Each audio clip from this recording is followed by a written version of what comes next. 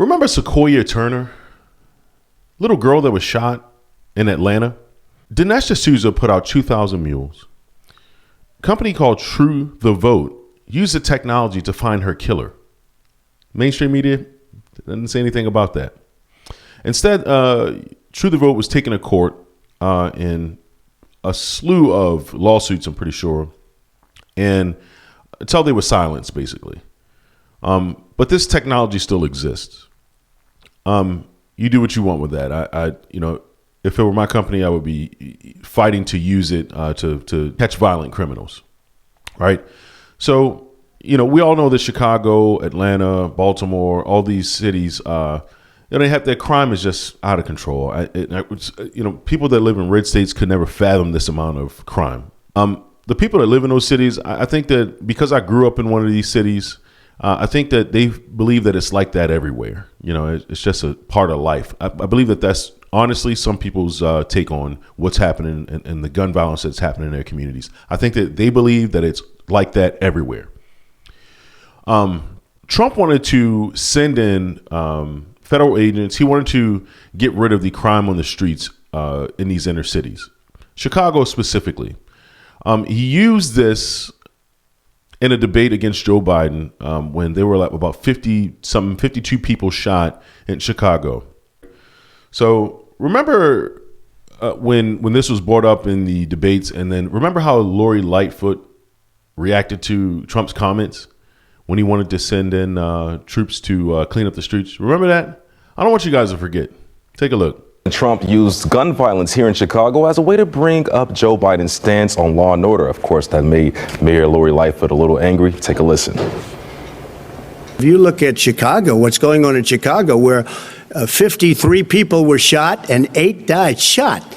If you look at New York, where it's going up like nobody's ever seen anything, the numbers are going up 100, 150, 200% crime. It is crazy what's going on. And he doesn't want to say law and order because he can't, because he'll lose his radical left supporters. Hearing that the president used Chicago as a way to discuss violence in the country, Mayor Lori Lightfoot decided to react on social media. Lightfoot responded with a tweet saying, quote, "Keep Chicago out of your lying mouth," end quote. Lightfoot also tweeted, quote, "It is stunning to watch and listen to the lies roll off Trump's tongue so effortlessly. It is pathetic that this man lies while people are dying of COVID-19, end quote. On several occasions, Lightfoot has sparred with the president and his administration over the city's violence. This summer, President Trump announced Operation Legend, which sent more than 100 federal investigators from the FBI, DEA, and ATF to Chicago to collaborate with local law enforcement. U.S. Attorney General William Barr visited Chicago earlier this month to speak on the impact of Operation Legend, saying there have been over 500 arrests for crimes like homicide, sexual assault, and robbery. Mayor Lightfoot responded to those claims by saying they were factually inaccurate and praised Chicago police for changes they've made in their policing strategies. Yeah, what a horrible thing to say about someone trying to clean up your streets. Man, it's almost like this is purposely being done. It's crazy. So demonize the person that is trying to clean up the streets. Like law and order doesn't make any sense to these people. It's crazy. It just blows my mind, man. It really just blows my mind on how absolutely corrupt and evil these people are. You can't even tell the truth. Like if you tell the truth about what they're doing and what's going on in their states and their cities, they call you a liar. Like that's their defense, right? So it's not going on. It's not really happening. That person's lying. When you can turn on the news and see 52 people being shot, it's absolutely astonishing that they're allowed to get away with this. The first thing they like to do is pull out the black card, of course, or the woman card, or, whatever card they feel like using that day. When children's lives are being taken away and snatched by violent criminals who are allowed to be on the streets after murdering people. Okay, that's what we're talking about here. In the next clip I have, guys, this guy, 2 years ago, his brother was killed. Still haven't found the person that killed him, by the way. They're still working on that in Chicago. Yeah, right. Okay, right. So I want you to see, because I heard Joy Behar from The View say that on Fox News, they lie every day. Okay. That's what she said. My question is, Joy, is this guy lying about his brother? Is Fox News just having him on for talking points or political scoring points, like Lori Lightfoot said in the last clip? Is this only for political points? Because someone's life has been taken away. This guy lost his brother. All right. His brother was gunned down, Joy. All right. And they haven't found the killer yet, Joy. Is this a lie? That's my question. You know, it's not, I don't watch a lot of Fox, not because I don't believe what they say. I believe most of what they say, actually, more than some other networks. But the problem I have with Fox News is that they're not bold enough. Okay. They're owned by Disney, first of all. That's the problem. All right. We all know what's going on with Disney there. All right. But that's the problem that I have with Fox News, is that they're not bold enough. They're not allowed to speak out. And sometimes they take a long time to get to stories. You know, they're only one network. All the rest of these liberal outlets are like, I look at CNN today to see if they said anything about all the people being shot in Chicago. No, it's just Trump. It's just Democrat, Republican. That's all it is on CNN. That's all they ever talk about. OK, whenever they can mention Trump's name, they run up their ratings. Anyway, so they still haven't found this gentleman's brother's killer. All right. He's still running around on the streets of Chicago. Tell me if his outrage looks fake to you. OK, this guy lost his brother. Tell me if his outrage looks fake to you. It looks pretty genuine and pretty real to me. This problem actually is happening, and these people are getting away with doing nothing about it. Take a look. Giano, very good having you. What do you make of this? The crime situation not getting better. If anything, it's getting worse. You know, Neil, it really upsets me every time I hear the sound from AG Garland saying, oh, the Biden administration policies are reducing crime across the country. We know that that is an absolute lie from the Attorney General. And as someone who's had to deal with this issue, it'll be almost 2 years since my brother was murdered, June 24th, 2022. And having known that in the city of Chicago, just in March, there was a 28% increase in homicides, tying almost, number 2 for the most homicides in any given month over the last decade. When you look at the fact that arrests have declined by 33% since 2013. When you think about the fact that just last month in March, there was 190 people shot. This is insanity on steroids. There's no other way to look at it. And the fact that people like my brother, innocent kids, who are being murdered throughout the city of Chicago every year, and they're coming up during an election year to say, hey, we're doing something about it, when the Biden administration said there's no crime crisis in America, there's nothing going on, there's nothing to see here. Now when they see the polling showing that, hey, this can have an impact on your reelection, all of a sudden they become interested in this issue.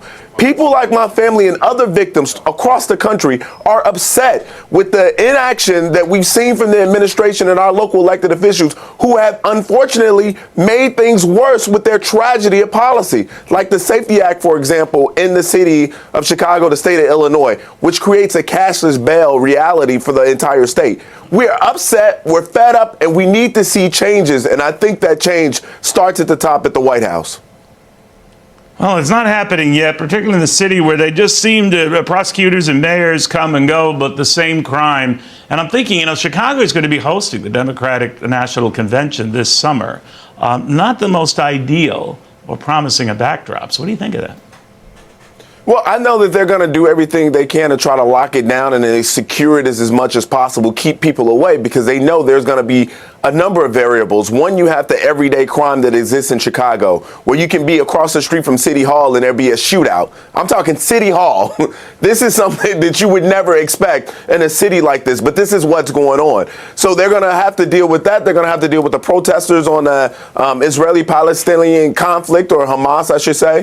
They're going to have to deal with a number of things. But the truth of the matter is, the facts are the facts. If people are living with this, their everyday lives in Chicago, no matter if it's the South Sides, West Sides, or the downtown areas that aren't historically known for violence, it is taken over the city. And we have a lot of politicians to unfortunately blame for that. But that's the reality that we live in. And until there's someone who's willing to come in and say, look, we're going to throw the book at these folks who are committing these crimes. We're not going to be soft on crime. Until someone's willing to stand up and say that. Until we have a White House who's saying, look, we're going to get the DOJ involved in a lot of these local crimes. We're going to get the FBI to help in places like Chicago where they're down 2,000 detectives for the current murder workload, or any other jurisdiction for that matter who are all down in terms of police officers being able to handle this caseload. Until we get strong leaders like that, we're going to be stuck in this position and reporting on this every week.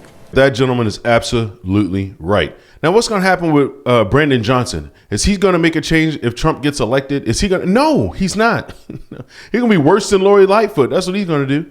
All right. He's going to call him a racist, sexist. He's going to everything, every card that he can use, he's going to use it against Trump. Okay. When Trump tries to clean up the streets. I want you guys to pay close attention. I hope that people in Chicago are waking up by the masses. All right. And I hope that they see this coming. I'm praying in the name of Yeshua that you guys see what's happening in Chicago, that you get your streets in order. Your children are being shot down. Get some 2A all day. All right. Get educated about firearms. All the legal, law-abiding citizens, get registered. Get your permits, man. It's not difficult. You can do it. Protect your streets. Police can't be there in split seconds. Okay, it's not going to happen. Where do you know? Let me ask you a question. This is not a laughing matter, but it just really, I don't know what else to do. I'm driving myself crazy. But when have you ever called the police and they've been there in split seconds? That's a question I got for everybody that's talking about gun rights. You know, they want to take away your guns. When? Okay. When have you ever seen, hey, look, call 911, they're outside in 3 minutes? It's not going to happen. They got to drive there, guys. You need to be able to protect yourself, whether you like guns or not.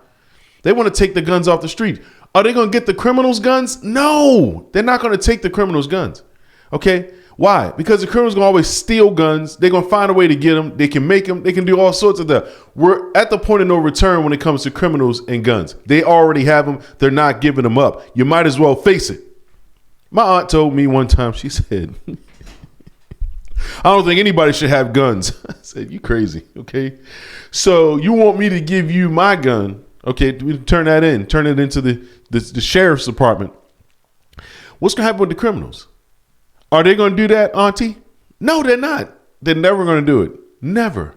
So I'd rather go to war with the criminals when I got a chance to fight back. Okay. They got all sorts of stuff on the streets, bro, that we're not allowed to have. I think law-abiding citizens should be allowed to have any kind of gun. Bazookas, I don't care. Rocket launchers. We should be able to carry it. Grenades. Why? Because there are a group of people out there who don't believe that anybody should have any guns, but they only want to take away the ones that are registered. That means the law-abiding citizens. They'll never get the criminals' guns. Let that sink in, guys. Criminals will always have guns. They'll always be able to run up on you and shoot the hell out you whenever they want to. Okay? That's just the reality of it. So we need to educate our aunts, uncles, grandmothers. I was just in the store the other day. I carry my pistol on me. Everybody can see it. I don't care. It's easy to get you. Bam, I got you. All right, you want to run up on me? It's a problem. Woman came up with a little girl holding her hand. An old white lady, okay? She came up one side. She said, I carry one on my purse and one on my side. I don't even know what she was talking about. I turned around. I was just pumping some water. I said, oh, you talking about the firearm. Oh, I said, you carry a gun? He said, yeah. Confirms what I said in the previous video about old ladies in West Virginia who might shoot your ass because it could happen. Okay? It can happen in West Virginia. Everybody got a gun. But the crime rate is very low. I won't see police officers going places. Guys, it's not like that in West Virginia like it is in Chicago or Philadelphia or Baltimore. It's just not like that. Criminals know who they can bust. Okay? They know who they can rob, kill, steal, and destroy. Okay? They know you ain't got no gun. They know. That's why they live there in that state. They don't live in West Virginia. They say, look, if we try that around in West Virginia or somewhere in Florida, well, I'm going to get shot. That's why they don't do it. So, again, this isn't a laughing matter. It's very serious issues, but this can be turned around. God is in control. He certainly is. And To all the lives lost, we pray for the families, guys. We know he's in charge, but as men and women, we've got to become more responsible at taking over our streets. The only way to do that is to get more aggressive, is to learn about firearms, take some training. It doesn't cost that much. Okay? Stop being so weird about buying guns, especially in the black community. Stop treating guns like they're so strange. All right? They're here. They're here to stay. All right? So they're weapons of war, but you can use them to protect yourself. All right? You can use money for the wrong things. You can use a car to run into a building. You can use anything you can think of as a weapon, but it can also be used to do some good. That's what I have for you right now, guys. I want you to like, share, and subscribe. Pray for these family members. Pray for the streets of Chicago, and pray for Trump that when he gets in, we can make some changes. We're not dependent on one person to do all the work, man. We collectively as a community should be helping out and putting in our parts locally. I never, hold Trump so high like Yeshua or something. Not at all. We just know that some people have jobs to do, and we need to do those jobs. And we need to make sure that they can do their jobs easily. Guys, again, this has been Yup, I Said It. Thank you so much.